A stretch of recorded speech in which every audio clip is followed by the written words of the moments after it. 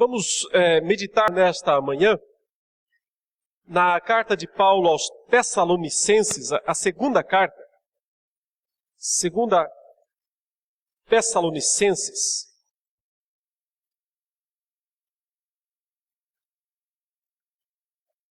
E o nosso estudo vai abranger a carta inteira.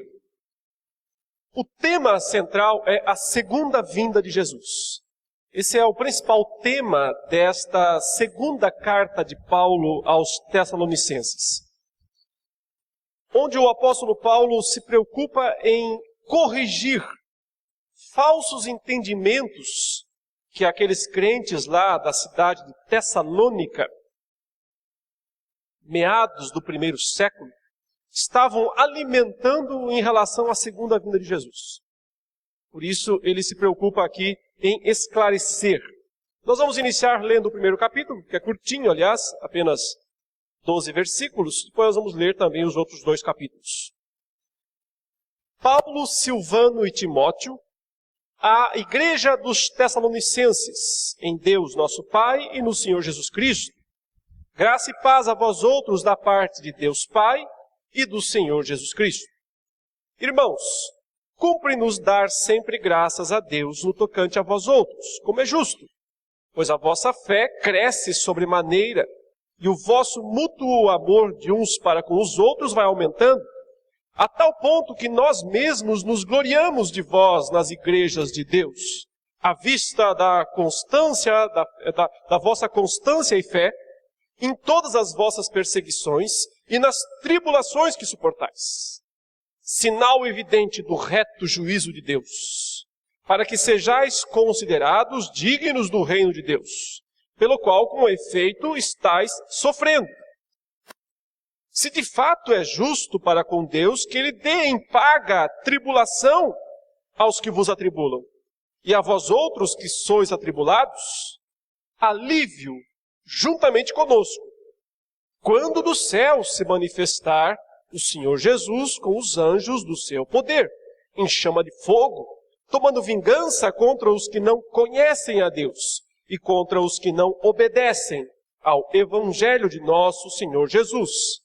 Estes sofrerão penalidade de eterna destruição, banidos da face do Senhor e da glória do seu poder, quando vier para ser glorificado nos seus santos e ser admirado em todos os que creram naquele dia, porquanto foi crido entre vós o nosso testemunho. Por isso também não cessamos de orar por vós, para que o nosso Deus vos torne dignos da sua vocação e cumpra com poder todo o propósito de bondade e obra de fé, a fim de que o nome de nosso Senhor Jesus seja glorificado em vós, e vós nele, segundo a graça do nosso Deus e do Senhor Jesus Cristo. E por enquanto a leitura então do texto, nós vamos ainda ler mais aqui, porém, algo já fica claro aqui. O apóstolo Paulo está tratando da segunda vinda de Jesus. E ele vai falar de 3 aspectos dessa segunda vinda. Ele vai falar do que vai acontecer nela ou depois dela, digamos assim, quando Cristo então voltar, vai acontecer isso. Ele fala também do que tem que acontecer antes e fala também do agora, digamos assim, daqueles crentes, da vida presente, de como que eles tinham que viver em relação então ao que aconteceria antes e depois da segunda vinda de Jesus Cristo. Então, o depois, o antes e o agora. Esse é o título da nossa mensagem, a segunda vinda de Cristo. O depois, o antes, o já, o agora. Como entender estas coisas? Porque Paulo vai falar ou fala desses 3 aspectos nessa que é a sua segunda carta. Porque um entendimento errado havia se estabelecido entre aqueles crentes de Tessalônica, e então ele se sentiu na obrigação de escrever para corrigir isso. Talvez pelo fato de que na primeira carta ele já havia mencionado algumas coisas em relação à segunda vinda, mas não deu muitos detalhes. Lá naquela primeira carta, ele menciona o caso do arrebatamento. Ele diz, os crentes, iriam, no momento da segunda vinda de Jesus, subir para se encontrar com Cristo nos ares.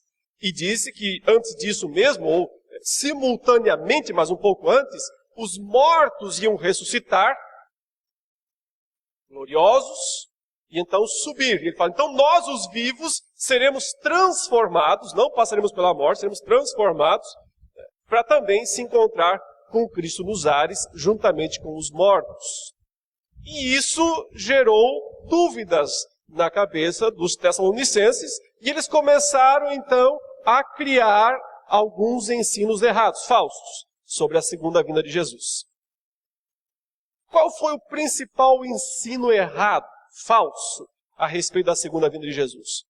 É que, primeiro, Jesus, ou ele estaria vindo imediatamente, eles pensavam, ele deve estar vindo daqui 1, 2 ou 3 anos, ou talvez até já veio.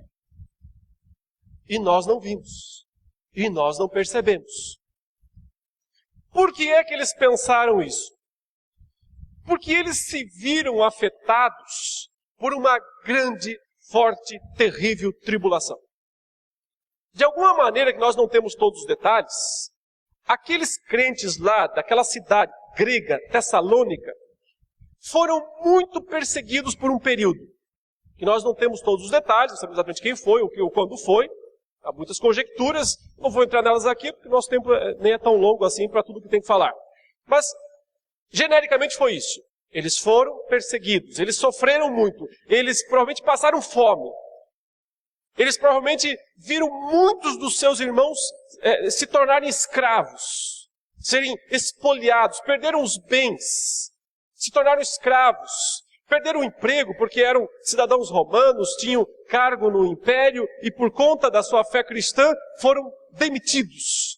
Então eles se viram num momento de grande tribulação. E eles começaram a pensar assim, olha, isso aí está cumprindo Mateus 24.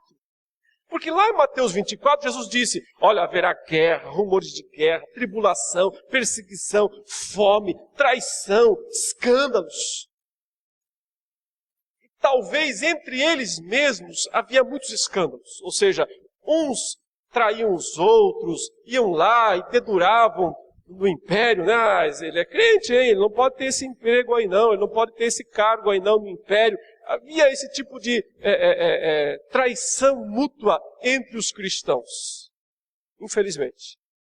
E por causa disso, aqueles crentes de Tessalônica começaram a pensar assim, olha, ou Jesus está chegando na pontinha do céu, vai voltar daqui 3 meses, 6 meses, 1 ano no máximo.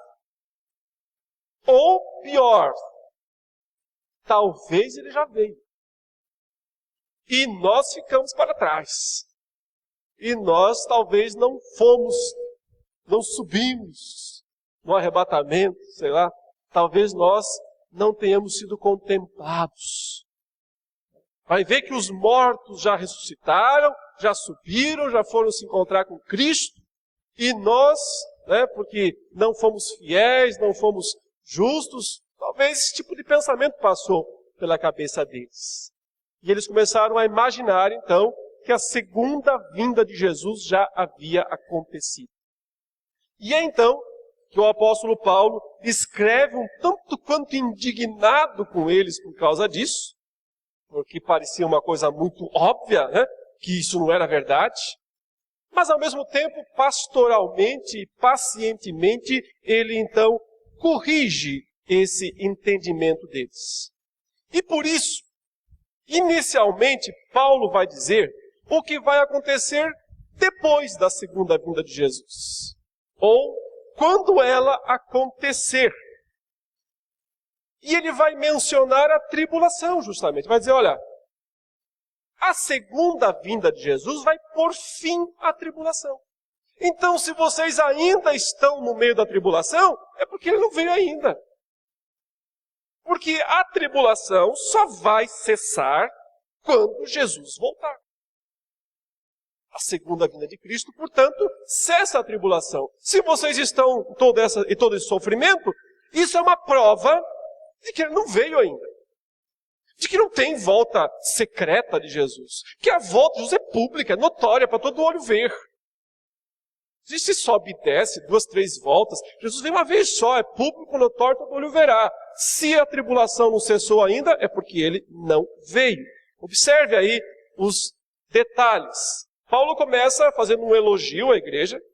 Primeiro, antes disso, ele endereça, essa carta originada de 3 pessoas. Ele fala Paulo, Silvano, que é Silas, o outro nome de Silas, e Timóteo, o famoso Timóteo, são os 3 que estão escrevendo para a igreja dos Tessalonicenses, em Deus nosso Pai, no Senhor Jesus Cristo, e aí a saudação que ele sempre faz, graça e paz a vós outros, da parte de Deus Pai e do Senhor Jesus Cristo. Aí ele começa a fazer um elogio, na verdade uma ação de graças a Deus por causa da igreja, dizendo o quanto ele está, por um lado, feliz pela postura da igreja em relação à sua fé e ao seu amor. Mas essa igreja não é elogiada agora em relação à esperança, porque nesse ponto estão falhando. Então, olha o que ele elogia. Ele diz, irmãos, cumpre-nos dar sempre graças a Deus no tocante em respeito a vocês, como é justo, quer dizer, isso é algo que eu tenho que fazer, pois a vossa fé cresce sobremaneira e o vosso amor mútuo, de uns para com os outros, vai aumentando, a tal ponto que nós mesmos nos gloriamos de vós nas igrejas de Deus, à vista da vossa constância e fé em todas as vossas perseguições e nas tribulações que suportais. Então ele elogia 2 coisas, fé e amor. Ele diz, eu até falo por aí, quando eu vou nas igrejas, lá nos Efésios, lá nos Gálatas, quando eu passei por aí, pregando o evangelho, eu falo, olha, vejam como os Tessalonicenses são fiéis, uma igreja verdadeira, uma igreja de crentes fervorosos, eles são amorosos, eles se ajudam. Então Paulo diz que estava elogiando a igreja por aí. Mas geralmente ele elogia 3 virtudes, a fé, o amor e a esperança, que ele não elogia a esperança. Porque nesse aspecto da esperança, que tem a ver com a segunda vinda, eles estavam errados. Estavam equivocados, estavam falhando. O entendimento deles estava incorreto. E ele diz, eu elogio vocês pela constância na vossa fé, porque mesmo em meio, e aí ele menciona, tribulação. Mesmo em meio a essas tribulações, em todas as vossas perseguições e nas tribulações que suportais, vocês estão firmes nelas, apesar delas.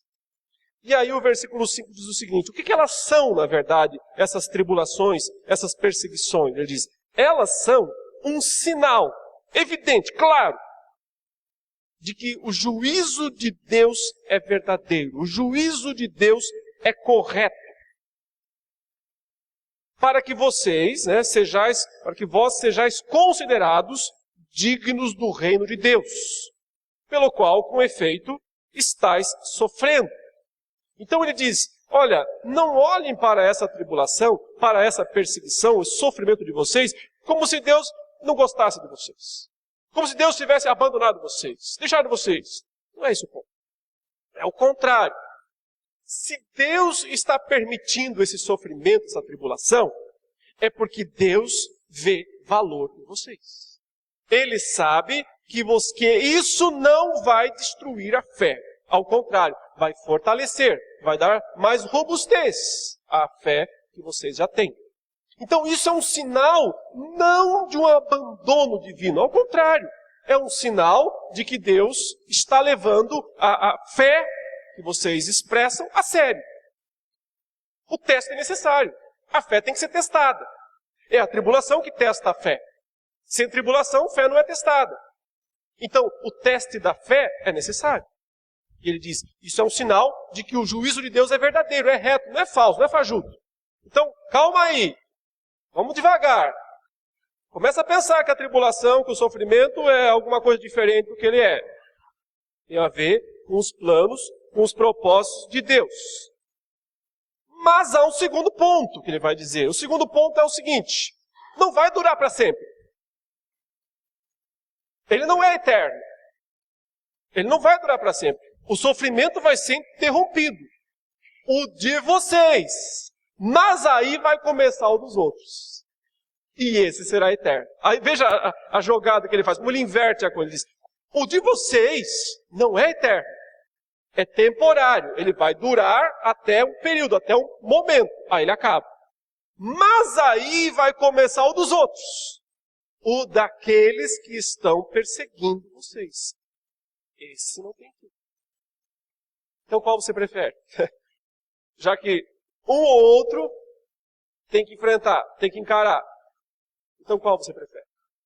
Aqui está, né, a questão importante. Agora veja, ele diz, sinal evidente, verso 5, do reto juízo de Deus, para que sejais considerados dignos do reino de Deus, pelo qual com efeito estáis sofrendo. Verso 6, se de fato é justo para com Deus que Ele dê em paga, ou seja, que Ele pague, que Ele retribua tribulação aos que vos atribulam. E a vós outros que sois atribulados, alívio juntamente conosco. Ou seja, o alívio virá. Não se desesperem com a tribulação, não se desesperem com o sofrimento. O alívio virá. Pergunta, quando? Essa é a questão. Quando o alívio virá?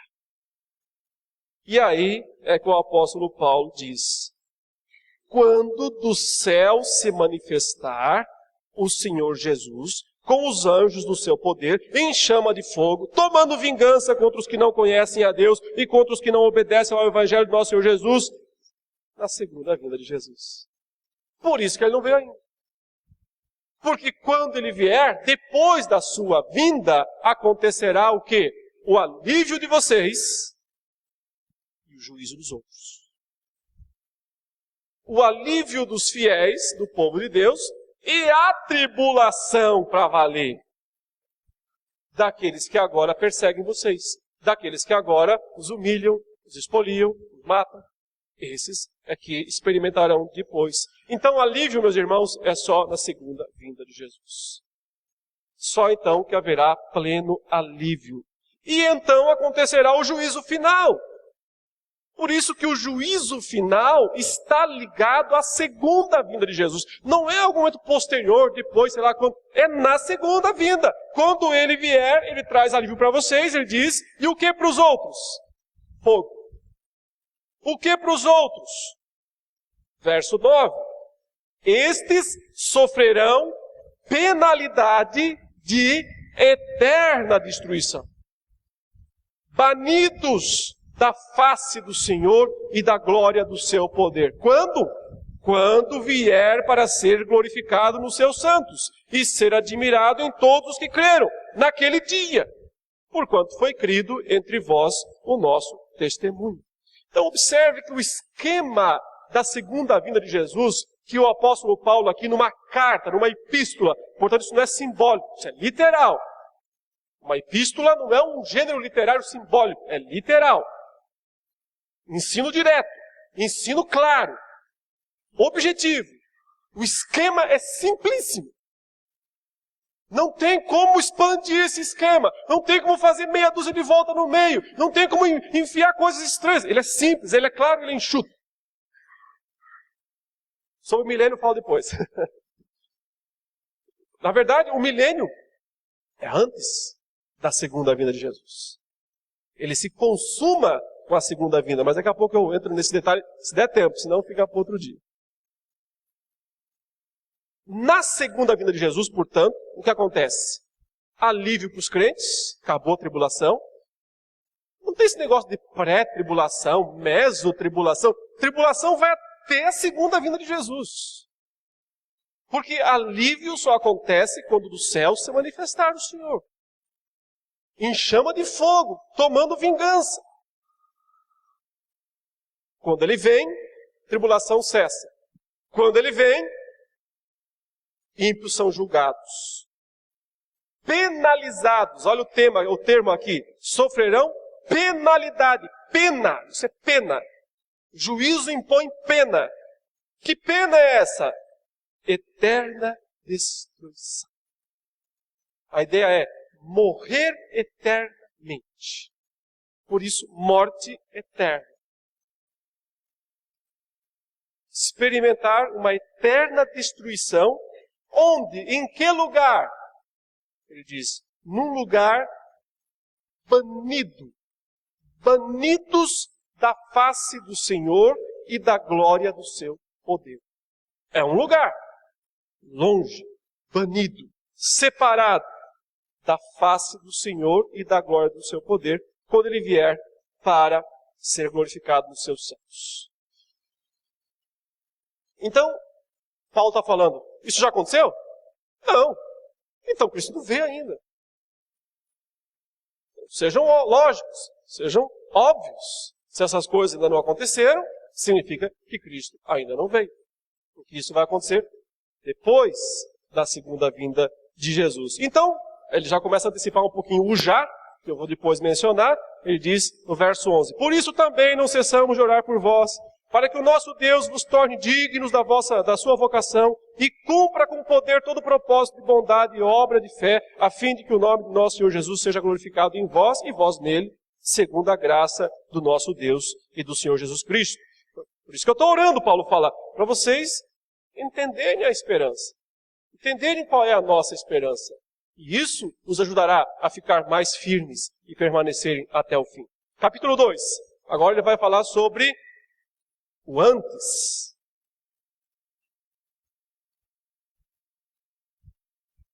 O que precisa acontecer antes da segunda vinda de Jesus. Então ele fala, irmãos, no que diz respeito à vinda de nosso Senhor Jesus Cristo e à nossa reunião com Ele, eu já mencionei para vocês na primeira carta, nós vamos nos encontrar com Ele, não é? Vocês não entenderam muito bem, então eu vou explicar de novo.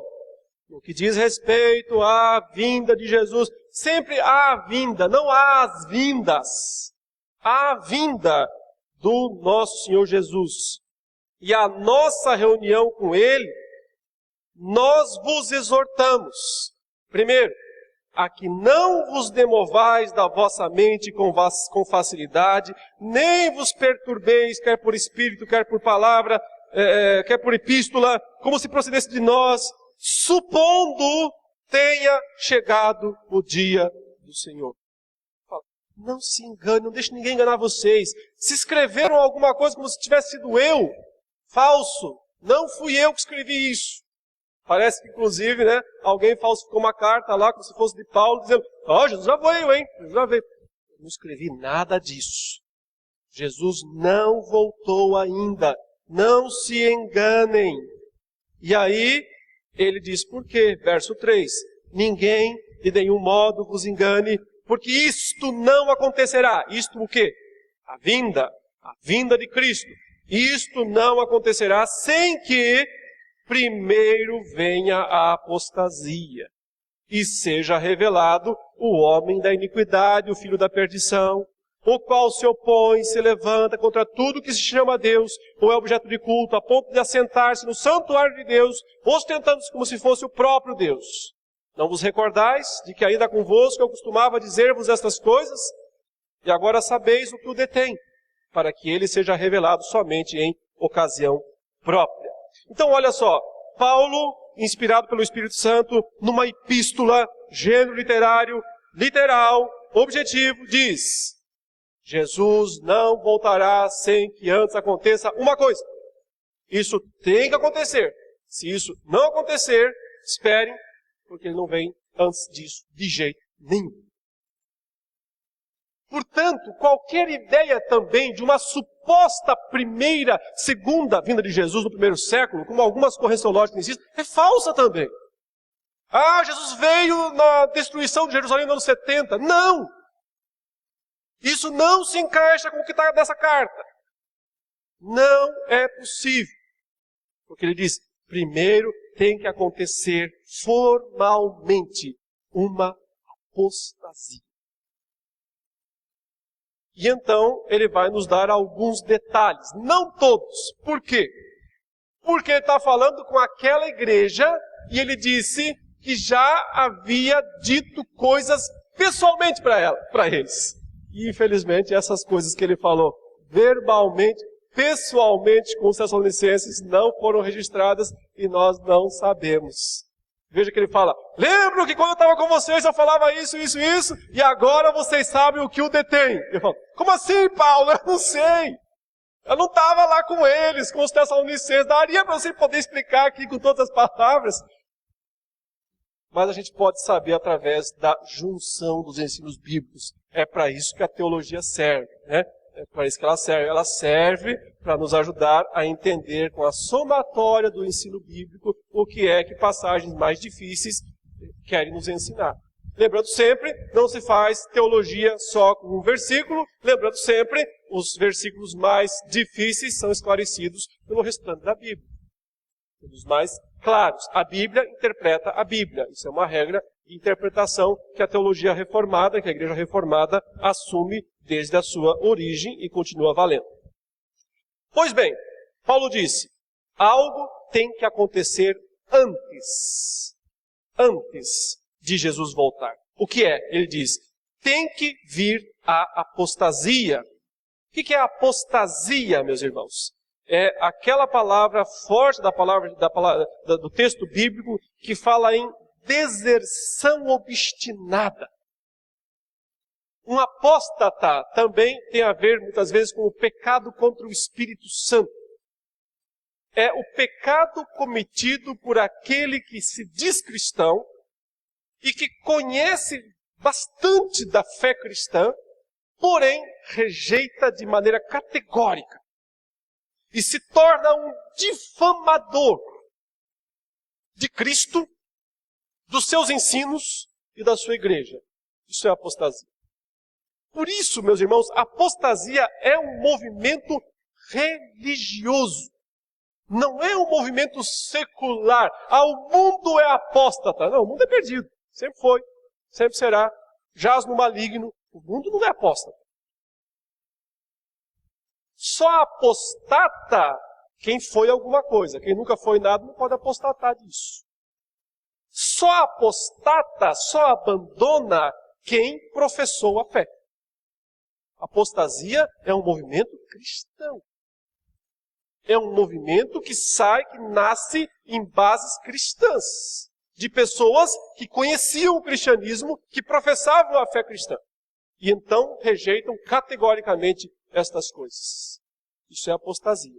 E o Senhor, através do apóstolo Paulo, está dizendo aqui que isto vai acontecer de forma clara e formal, antes da segunda vinda de Jesus. Meus irmãos, é claro que havia apóstatas na cidade tessalônica, como havia em todas as cidades, mas eram indivíduos, pessoas individualmente. Isso não configura um movimento de apostasia.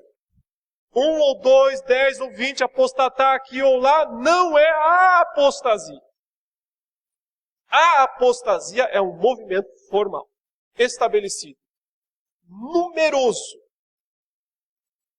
Isso significa dizer que a maior parte da igreja cristã abandona a fé cristã. E que apenas um pequeno rebanho se mantém fiel. Segundo as palavras de Jesus. E por se multiplicar a iniquidade, o amor, acontece o que com ele? Se esfria. De quantos? Quase todos.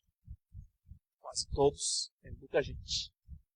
O amor se esfria de quase todos. Sobra o que então? Um pequeno rebanho fiel. Um micro-rebanho, como Cristo chamava os seus discípulos. Micro-rebanho.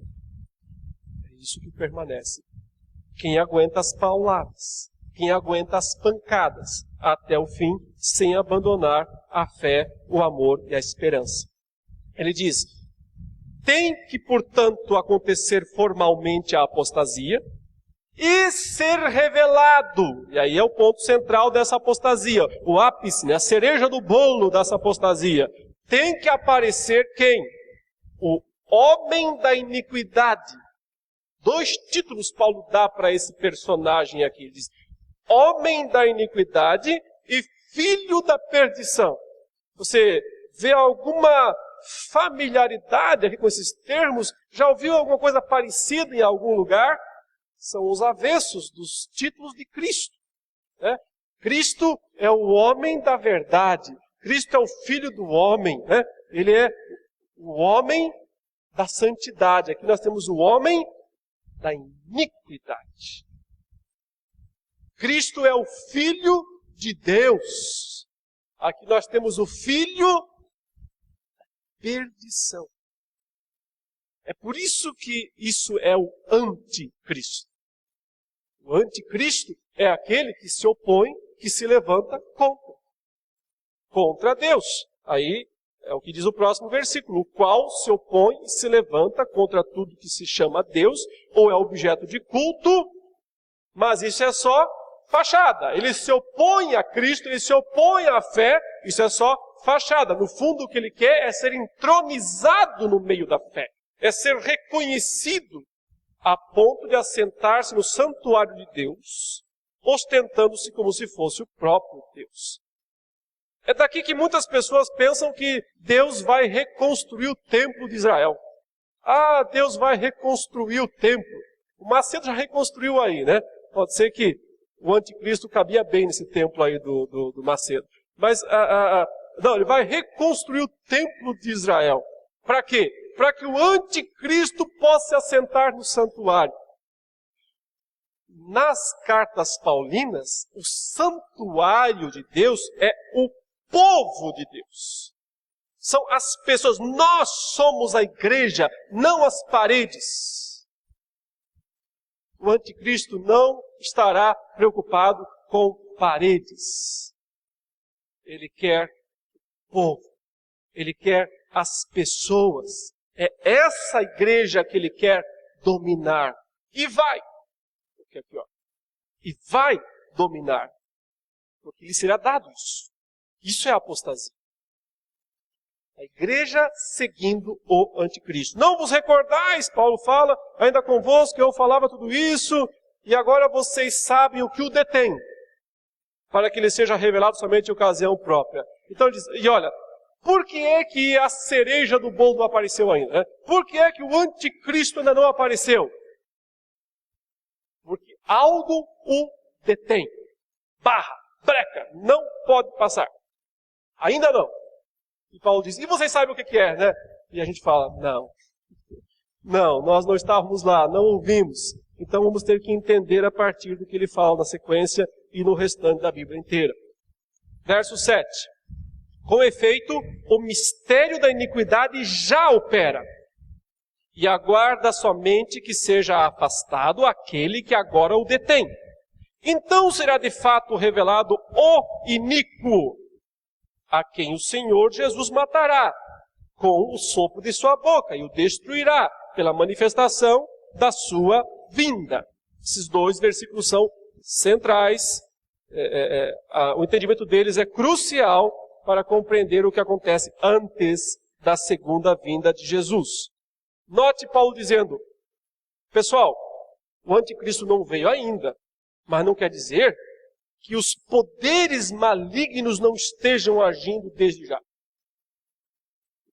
O mistério da iniquidade já opera, já está trabalhando. Quando é que escreveu isso? Meados do primeiro século. Entre talvez os anos 50 e 60 do primeiro século. Foi nesse período que ele escreveu isto. Ele disse, já opera, quase 2000 anos. Mas o termo que Paulo usa aqui é extraordinário para nosso entendimento. Ele diz, o mistério da iniquidade já está trabalhando. Por que mistério? Qual é a ideia de mistério? O que comunica para nós a palavra mistério? Algo misterioso tem a ver com o quê? Algo secreto. Né? Algo disfarçado. Algo que não assume plenamente os objetivos, as razões. Algo que trabalha nos bastidores. Mistério, Paulo fala. Agora eu terei que brevemente fazer você lembrar do ensino global aí bíblico sobre o que Cristo fez na cruz, na sua ascensão. Lembra? Falamos sobre isso outras vezes. Cristo morreu na cruz, pagou os nossos pecados. Segundo Colossenses 2,15, ele despojou os principados, as potestades, rapou o que eles tinham, tirou suas armas. Por quê? Porque ele nos justificou diante do Pai.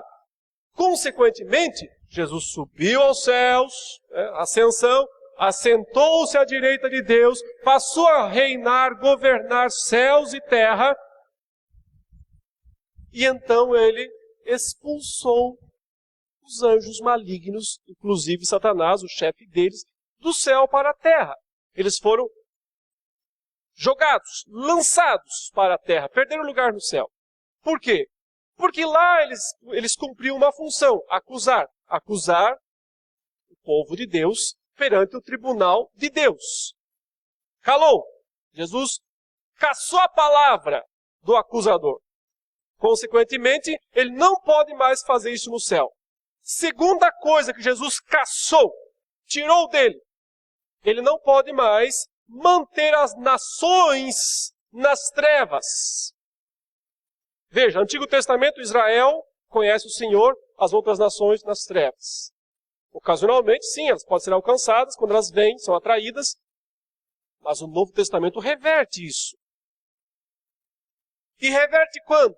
Quando Cristo sobe aos céus, conquista a autoridade e diz o quê? Agora eu sou o chefe dos céus e da terra.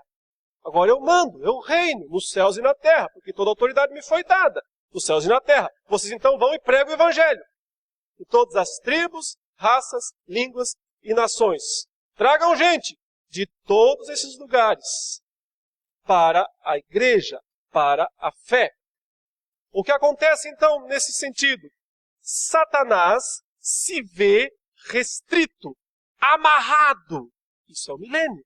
Ele está preso, ele está amarrado. Ele não pode fazer suas duas principais atividades que ele fez desde sempre. Desde o Éden. Desde o Éden, suas duas maiores armas sempre foi acusar os crentes lá diante do tribunal de Deus. Segundo, manter as nações nas trevas. Ele não pode fazer mais nenhuma dessas duas coisas. Perdeu seus dois maiores trunfos, seus maiores triunfos. É lançado para a terra. Restrito. Isso que Paulo falando. Algo o detém. Detido. Barrado. Impedido. Ele não faz mais maldades nesse mundo porque não pode. Porque é detido. Restrito. Mas, um pouco antes da segunda vinda de Cristo, o que vai acontecer? A barreira é removida. Os grilhões, as correntes que prendem os pés do dragão, que o impedem de lançar seus voos, o seguram, são subitamente, apesar de que me parece que isso é até mais um processo do que algo súbito, mas tem uma hora que quebra de vez. São quebradas. E então ele pode agir com todo o seu poder mais uma vez no mundo. E então o que ele faz? O avesso do que Deus fez. Deus não mandou um filho? Deus não mandou um homem da justiça, da equidade? Deus não enviou alguém para salvar o mundo? Ele manda também alguém para fazer exatamente o contrário de tudo isso. Isso é anticristo. Ele manda alguém para fazer exatamente o contrário. Ser o homem da iniquidade. Ser o filho da perdição. O Pai, Deus, não capacitou o Filho Jesus a fazer, a cumprir a sua obra? É isso que ele faz também. Observe aí, versículo 9. Ora, o aparecimento do iníquo é segundo a eficácia de Satanás, com todo o poder, e sinais, e prodígios da mentira, e com todo engano de injustiça aos que perecem, porque não acolheram o amor da verdade para serem salvos. Todo o poder. Sinceramente, irmãos, aqueles que pensam que isso aqui aconteceu no ano 70, naquela micro-rebelião que foi a queda de Jerusalém, que os cristãos praticamente nem estiveram envolvidos naquilo, estão de brincadeira. Isso aqui é uma coisa global. Isso aqui é uma coisa gigantesca.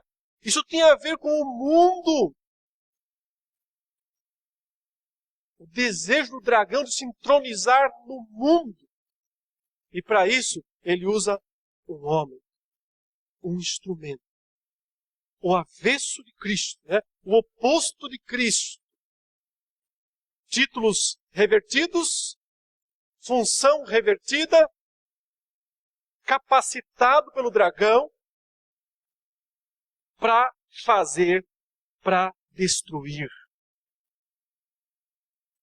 Com autorização divina. Porque aí fica a pergunta, né, na cabeça de qualquer um, mas por que Deus deixa? Porque o milênio já está acabando, né? Nesse caso, assim que o dragão é solto, assim que o anticristo aparece, acabou o milênio. Porque o dragão não está mais preso. Porque ele foi solto outra vez. Porque não está mais detido. Ele está liberado outra vez para agir. E então ele age. Mas por que Deus permite? Paulo explica. Verso 11. É por este motivo, pois, que Deus lhes manda a operação do erro, para darem crédito à mentira, a fim de serem julgados. Todos quantos não deram crédito à verdade, antes, pelo contrário, deleitaram-se com a injustiça. Por que é que Deus manda a mentira para os homens? O que eles querem. Só isso. Porque é apenas tão somente o que eles desejam. O que o mundo quer? Mentiras. Ouvir mentiras. O que o mundo quer? Cada vez mais maldades. No sentido de degenerações. É só isso que o mundo quer. A verdade não. Como não quer a verdade, não vai ganhá-la. Não vai recebê-la. Percebe que aqui há uma coisa até meio difícil de dizer o que vem primeiro, né? Se é o ovo, se é a galinha, aquela história. E eu acho que é um paradoxo, mais uma vez, mas isso o texto quer deixar para nós. Eles não querem a verdade. Consequentemente, Deus não quer que eles queiram a verdade. Aí ficou pior. É muito ruim o homem não querer a verdade. Mas é muito pior quando Deus diz que Ele também não quer mais que os homens queiram a verdade. Então é fim de papo. É fim da história. Então não tem volta. Então, acabou. É por esse motivo que Deus manda a operação do erro. Para que eles acreditem no erro. Acreditem no anticristo. Eles não quiseram a verdade. Olha essa multidão que lota as igrejas no Brasil e no mundo. Todo domingo. 10 mil, 20 mil pessoas. Todo mundo lá. Fiel. Em quê? Fiel em quê? No que estão mentindo para eles. Nos enganos. Cumprindo os rituais para quê? Por causa de dinheiro. O Deus da igreja evangélica brasileira se chama Mamon. É o dinheiro. As pessoas vão lá para terem mais dinheiro. É isso que elas querem. Dinheiro. Fazem o que for preciso. Cumpre o ritual que precisar. Dão o que pedir de dinheiro para ter mais dinheiro. O que elas querem? Elas querem mentira. Começa a pregar, vai um pregador numa dessas igrejas com 20 mil pessoas e começa a falar, arrependam-se dos seus pecados ou vão ser punidos por Deus. Abandone a falsidade, a mentira. Se tornem santos. Confiem no sangue do Cordeiro. Ele morreu. Começa a pregar isso lá. Domingo seguinte tem só 19 mil. Um mês depois tem umas 200 pessoas. Foram para onde? Onde alguém está falando aquilo que elas querem ouvir. Onde alguém está pregando aquilo que elas querem ouvir. Elas querem isso. Então peguem. É isso que Deus está falando. Quer mentira? Leva o pacote. Quer o engano? Quer o erro? Leva. Tem de sobra. É o que mais tem.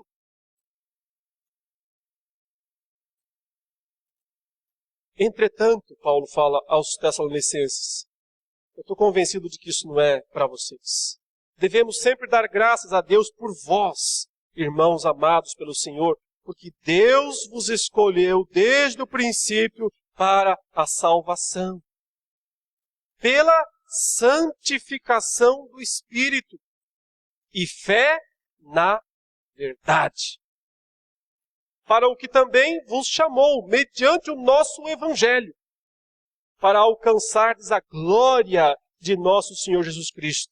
Assim, pois, irmãos, e agora ele vai falar do já, do agora, fiquem firmes, permanecei firmes, e guardai as tradições que vos foram ensinadas, seja por palavra, seja por epístola nossa. Ora, nosso Senhor Jesus Cristo mesmo, e Deus, o nosso Pai, que nos amou e nos deu eterna consolação e boa esperança, pela graça. Olha, boa esperança. Esperança verdadeira, a boa, não deturpada. Consolem o vosso coração e vos confirme em toda boa obra e boa palavra.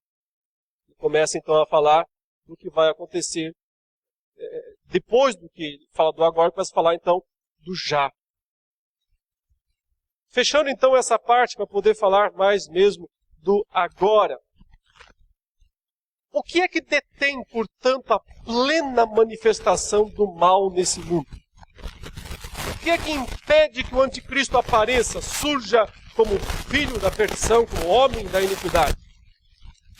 As correntes que prendem o dragão. Mas elas são físicas? Não.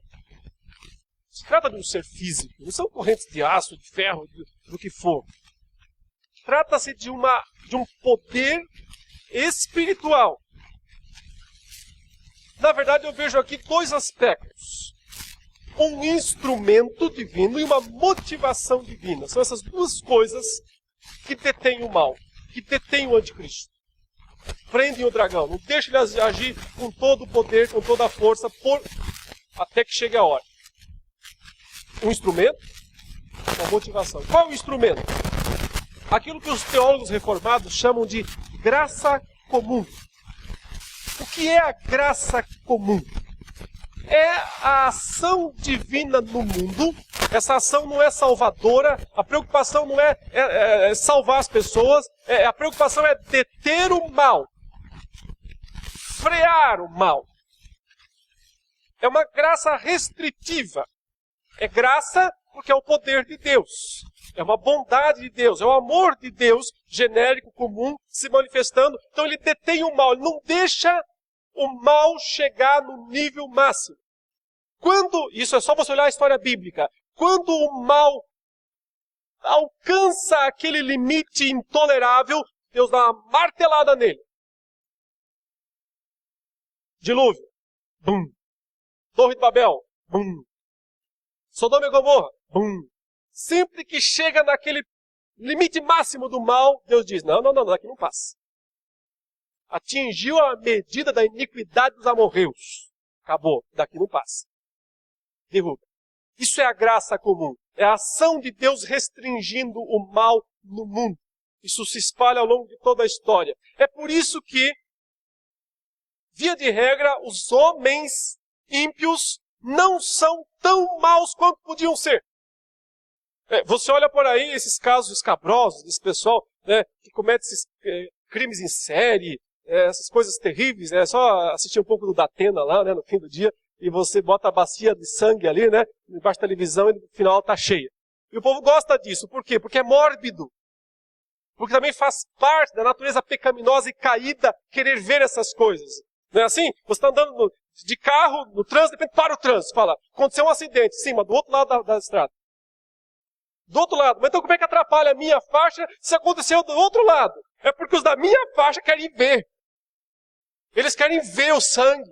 Eles querem ver o cara estrupiado lá no chão. É mórbido, é um desejo perverso, maligno do ser humano. Isso é queda. É mais uma expressão de queda. Mas ao mesmo tempo também é uma restrição. É Deus dizendo, olha, isso pode acontecer com você também. Diminua um pouco a velocidade, né? Vá com cuidado. Isso pode acontecer também com você. Deus age de várias maneiras restringindo o mal. É por isso que nós não temos assim 1 milhão de maníacos, mas 10 ou 20. Mas todo mundo, eu e você, podíamos ser. Qualquer ser humano tem potencial nato para ser um esquartejador. Qualquer ser humano. Por que não é? Porque a graça comum restringe, detém, segura. E faz isso individualmente, mas também globalmente, no mundo inteiro. Acontece o seguinte, meus queridos. Antes da vinda de Jesus, Deus diz, graça comum, acabou. Cumpriu sua função. E ele então retira. Não é que ele retira o Espírito Santo. O Santo nunca vai embora, senão deixa de existir igreja. O que ele retira é a ação restritiva em relação ao mal. Para de brecar. Então o mal vai florescer aqui nesse mundo. E a coisa, se já está feia, vai ficar muito pior. O instrumento, portanto, é a graça comum. Mas há uma motivação além. Uma motivação a mais da parte de Deus. Que não é só restringir o mal. Há uma motivação que é justamente salvar. Agora é especial. Aí é graça especial. Salvar. É que nós estamos no tempo do Evangelho. É o período em que o Evangelho tem que ser pregado. É o período em que ele disse, eu lhes dei autoridade, a minha autoridade. Preguem o Evangelho em todo o mundo. Eu estou com vocês todos os dias, até o fim. Agora, quando chegar ao fim, é o fim. O Evangelho será pregado até que o dragão seja solto. Então vai acontecer aquilo parecido que houve no dilúvio, né? 120 anos Noé pregou. Acabou, fechou a porta. Quem entrou, entrou. Quem não entrou, não entra mais. Passou a oportunidade. Quando o último escolhido, como Paulo disse, vocês, meus irmãos, foram escolhidos desde o princípio para a salvação. Quando o último escolhido aqui, como dos Tessalonicenses, ouvir a palavra, crer no Evangelho, fechou a porta da arca. Quem tinha que entrar, entrou. Quem não entrou, não entra mais. E é por isso, então, que só resta deixar o mal crescer, agir. Sua última chance, sua última oportunidade, antes que o Senhor Jesus volte. E quando ele vier, ele esmaga. Pura e simplesmente. Não tem batalha final, é só um massacre. Ele volta e destrói. O inimigo, o poderoso anticristo, o filho do diabo, o filho da perdição, o poderoso anticristo, morre como? Com um sopro que sai da sua boca. É isso que Jesus faz. O sopro. O sopro que sai da sua boca destrói o poderoso filho do mal. Mas enquanto ele não vem, o poder do mal será visto. Aparecerá, será manifestado. Consequentemente, meus irmãos, como viver agora, já? Então Paulo vai dar 4 dicas para finalizar o texto aqui no capítulo 3, no final do capítulo 2, no capítulo 3, sobre como viver agora. Primeira dica, está nos versículos 13 a 17 do capítulo 2. Confiar na eleição divina e fazer a nossa parte amparados pela graça. Então ele fala, confie que vocês foram escolhidos por Deus desde o princípio da salvação, creio nisso, mas sejam sérios, sejam santos, vivam de verdade o Evangelho, sejam firmes. Eu estou orando por isso por vocês. Então, o primeiro ponto é esse. confiar na eleição divina e ser um crente atuante pela graça de Deus. Segunda dica do apóstolo Paulo está aqui do versículo 1 do capítulo 3 até o versículo 5. Finalmente, irmãos, orai por nós, para que a palavra do Senhor se propague e seja glorificada, como também está acontecendo entre vós, e para que sejamos livres de homens perversos e maus, porque a fé não é de todos. Todavia o Senhor é fiel, Ele vos confirmará e guardará do maligno. Nós também temos confiança em vós, no Senhor, de que não só estáis praticando as coisas que vos ordenamos, como também continuareis a fazê-las. Ora, o Senhor conduza o vosso coração ao amor de Deus e à constância de Cristo. Como é que eu resumo isso? Viver em oração. Ele diz, orem por nós, continuem orando. Eu estou orando por vocês, vocês oram por nós. Então, viver em oração e numa fiel proclamação do Evangelho. Já que é o tempo do Evangelho, já que é a oportunidade que nós temos de pregar, Deus deu esse poder, essa autoridade. Testemunhe. Seja um firme e verdadeiro testemunho do Evangelho. Viver em oração e no esforço contínuo e comunitário, um ajudando o outro, a pregar o Evangelho. Terceira postura, terceira dica sobre como viver o agora, antes que Jesus volte, está a partir do versículo 6, e aqui ele vai se deter um pouco, porque era importante para os Tessalonicenses isso. E mais uma vez vejam o quanto isso é atual. Vejam o quanto isso se aplica à nossa realidade, infelizmente. Verso 6. Nós vos ordenamos, irmãos, em nome do Senhor Jesus, que vos aparteis de todo irmão que ande desordenadamente, e não segundo a tradição que de nós recebestes.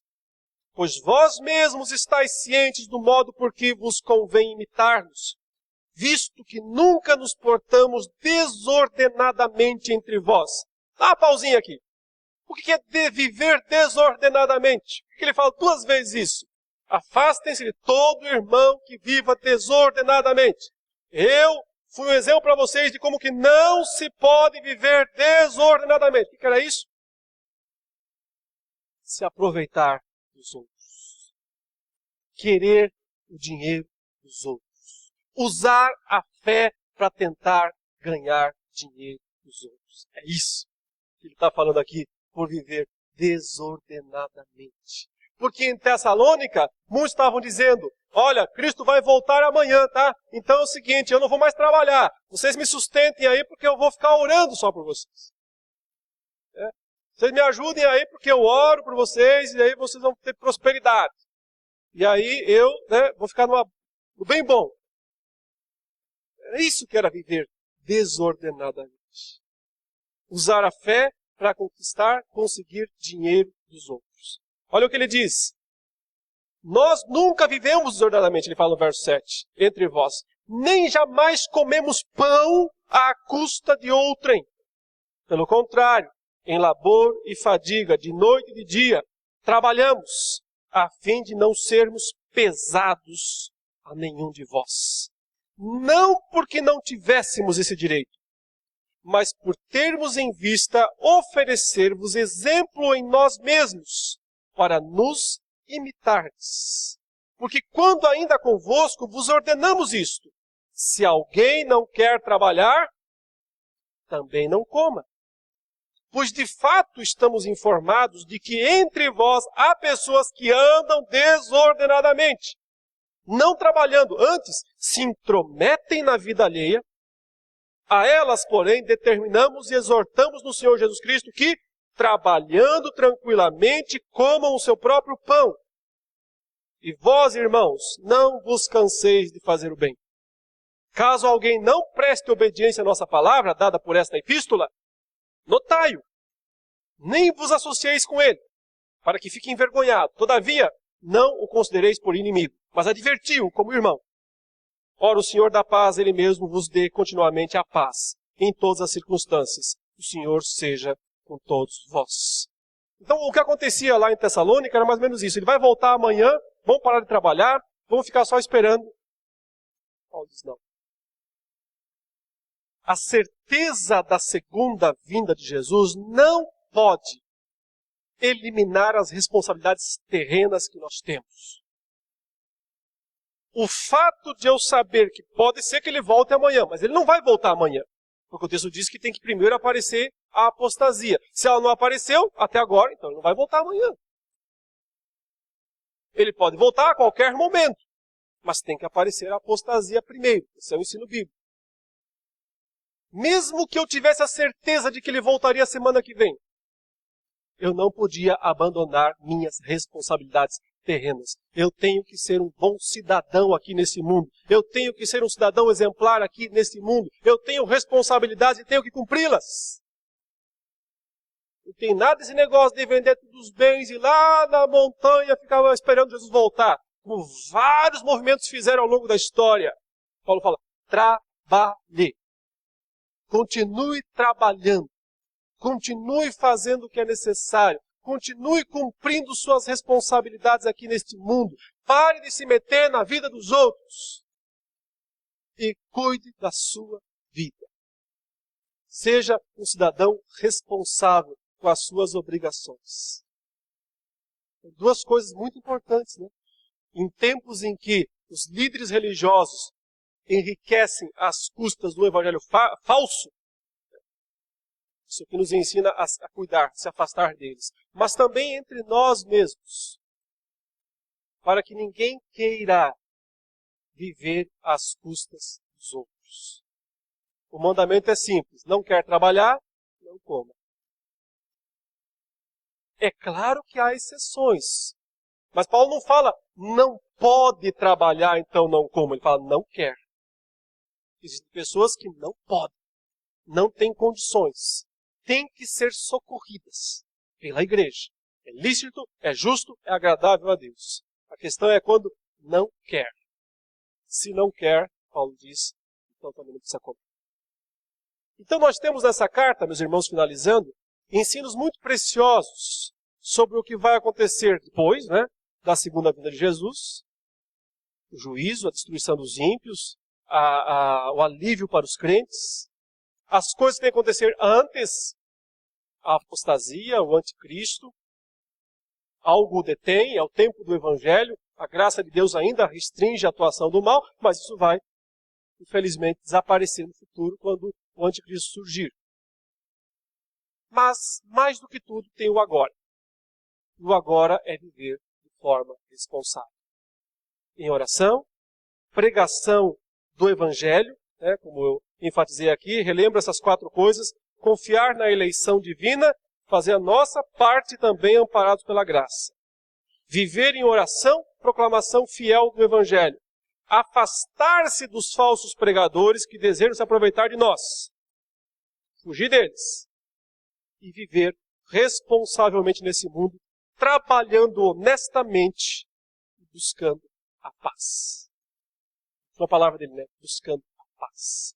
Fazendo isso, nós estaremos vivendo condignamente o já, o agora, para a glória de Deus. Que Deus nos abençoe. Em nome de Jesus. Amém. Eu sei que o nosso tempo já acabou, mas se houver algumas perguntas que precisam ser feitas, eu posso dar mais 5 minutinhos. E se alguém tiver que sair, claro, está liberado para isso.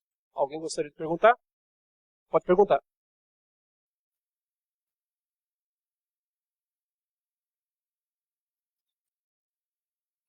Tá. Pessoas que se batizaram, professaram a fé e saíram da igreja.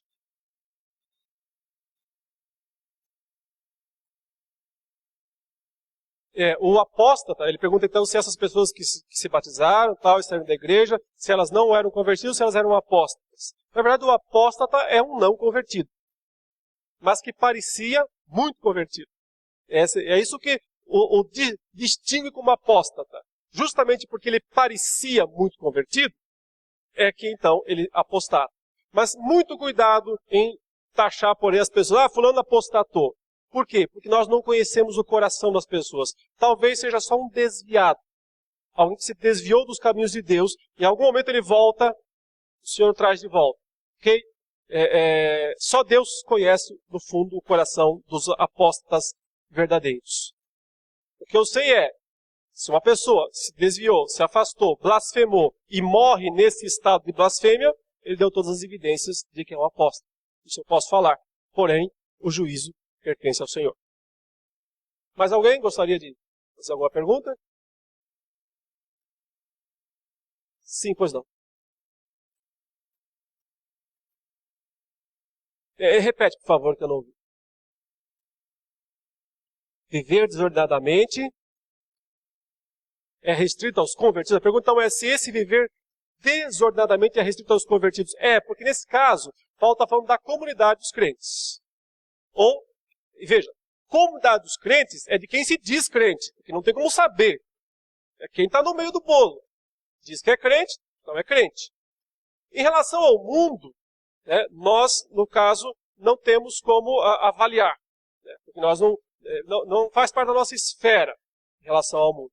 Mas se a sua pergunta é que nós não devemos ajudar quem não quer trabalhar também lá do mundo, claro, se eu não posso ajudar nem o meu irmão, teoricamente, se ele não quer trabalhar, então muito menos eu tenho que ajudar o lá de fora, que não quer trabalhar. Por quê? Porque a ordem é o seguinte: tentem fazer o bem a todos, principalmente aos da família da fé. Então, se a ordem principal é ajudar os da família da fé, é porque eles têm prioridade sobre os que não são da fé. Então, a prioridade da igreja, em termos de ajuda material, é ajudar a comunidade da fé. Percebe? Então, se eu aplico a regra de, olha, somente quem quer trabalhar, pode ser que não possa, mas quer, deve ser ajudado, quem não quer, não deve, isso vale para o mundo também. Pois não. A pessoa está na igreja, a pessoa é crente, sai da igreja, vai para o mundo, morre, foi para o beleléu, né? Parece, né? Porque uma marca, eu estou brincando, mas a evidência é forte nesse sentido. Porque uma marca de ser um convertido é voltar, é se arrepender. É o filho pródigo, vai embora, come o pão que o diabo amassou, literalmente. Mas antes de morrer, volta. Volta e fala, Pai, pequei contra os céus, pequei contra o Senhor, me perdoe, e será perdoado. Porque o pai sempre perdoa o filho que volta. Mas se o filho não volta, ele está mostrando que não era filho. Que era um empregado. E, portanto, não voltou. Ressalva! Eu não sou juiz de ninguém. Então eu não posso dizer se essa pessoa, naquele último segundo, antes, que o raio acertou ela, porque dá tempo, Até o raio, tal, ela pensa, tal, ela pensa, me arrependo! Pode ser que ela dê tempo. É raro dar tempo. Eu brinco, mas é sério. É raro dar tempo. Não é bom deixar para o fim. Mas o ladrão se arrependeu no último instante. Então, é possível. Eu sempre insisto nisso, Porque a pessoa pensa, o ladrão se arrependeu no último momento, então eu também posso me arrepender no último momento. Eu falo, sim, mas quantos ladrões na Bíblia se arrependeram no último momento? Então as estatísticas estão contra você, se você quiser deixar para o fim. Melhor buscar o arrependimento agora. Mas eu só quis falar isso porque, de repente, essa pessoa que morreu afastado de Deus, eu não estava lá para ver se naquela última hora ele não se arrependeu. Pode ser que se arrependeu. Então, vou esperar o juízo final, lá vai ficar claro. Quem vai para a direita, quem vai para a esquerda, quem desce, quem sobe, lá vai ficar claro. Sim? Sim. O pastor busca suas ovelhas. Deus não vai abandonar os seus. Ele quer trazer a ovelha perdida de volta. Uma marca de que era ovelha é volta. Mais alguma pergunta? Lá no fundo, Paulo? Eu penso que sim. A minha opinião é que sim. Por quê? Porque Cristo era literalmente um homem. E a função do anticristo é ser o oposto do Cristo. Então, para ele ser o oposto do Cristo, ele não pode ser um sistema. Na verdade, o sistema está aí. O sistema é o mistério da iniquidade que já opera. É o bolo. Falta a cereja. Falta aquele que vem para consumar todo esse sistema. Então, para mim, necessariamente, o anticristo tem que ser um homem. Por quê? Porque uma epístola, mais uma vez, não é um texto apocalíptico, que é simbólico. Uma epístola, uma carta, fala, homem, da iniquidade, filho da perdição. Esses termos não são simbólicos, eles são literais. O oposto do que Cristo era. Cristo não era um sistema, ele é um homem. Então eu penso, minha opinião, é que o anticristo seja sim um homem. Que comanda um sistema.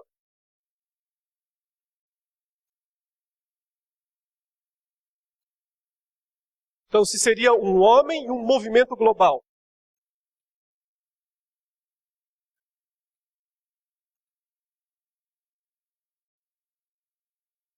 Então a pergunta é se o anticristo é um homem e um movimento global, será, né? Ou se os movimentos regionais, Brasil, Europa, Ásia, tal, podem se unir, é isso? Cada um tem os seus líderes, tal. Então, na estrutura de Daniel e de Apocalipse, ele é o chefe de 10. Então, existe um subcomando mundial, mas existe o chefe deles. Essas unidades regionais vão sempre existir, estarão lá, oferecendo a ele o poder, oferecendo a ele, né, a sua autoridade. Então, é o chefe de um sistema diversificado, plural. Não um sistema ditatorial antigo, mas um sistema plural que ainda assim consegue ter um chefe, um cabeça, e esse chefe, cabeça, é o anticristo. Mais alguma coisa? Sim, pois não. Bom, se é só uma dúvida, eu estou tranquilo, né? Só uma. Pois não.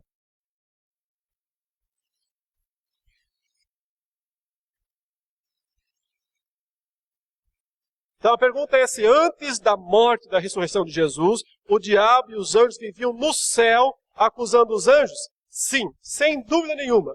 Eles estavam lá até que Jesus subiu aos céus. Só na ascensão eles são expulsos, eles descem. Faz parte da questão legal de Deus permitir a um Satanás que entre os filhos de Deus, como diz Jó, se apresente perante o Senhor e acuse Jó.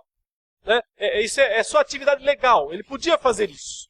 Mas quando ele foi despojado desse direito legal de acusar, não tinha mais por que ter acesso ao céu. Caçaram o crachá dele. Quando ele chegar lá e passar na maquininha, bloqueado, não pode mais entrar no céu. Né? Só lhe resta ficar aqui na terra. Então, sim, isso é um ensino bíblico. Chega, né? Mais uma, pois não. Última. Duas, então. A morte? Não, a morte não. O dragão, ele, Satanás. A morte é o último inimigo, Paulo fala. O último inimigo é derrotado na segunda vinda. Aí ela não é presa, ela é derrotada. Acabou, não tem? Por quê? Porque ressuscitou. Os crentes ressuscitam. Então, a morte é o último inimigo a ser derrotado. Quem é preso é o dragão. Por 1000 anos, que esse é o milênio, é claro, isso é um assunto mais longo, tem outros estudos e não posso explicar tudo aqui agora, mas isso é o que nós estamos defendendo como sendo o período do Evangelho, da pregação, desde a ressurreição de Cristo até a segunda vinda. Essa é a restrição ao dragão, esse é o período do milênio. O senhor queria perguntar ou não? Só quer ir embora mesmo, né? Então, o senhor tem toda a razão. Temos que ir embora. Vamos orar então e encerrar aqui o assunto. Santo Deus e Pai, te damos graças pela tua palavra, que nos instrui, nos ensina, nos ajuda a andar nos teus caminhos. Perdoe se nós falhamos em compreender muitas vezes a grandeza dos teus planos, mas ajude-nos, ó Pai, a sermos humildemente fiéis a ti e te servirmos com alegria. Em nome de Jesus.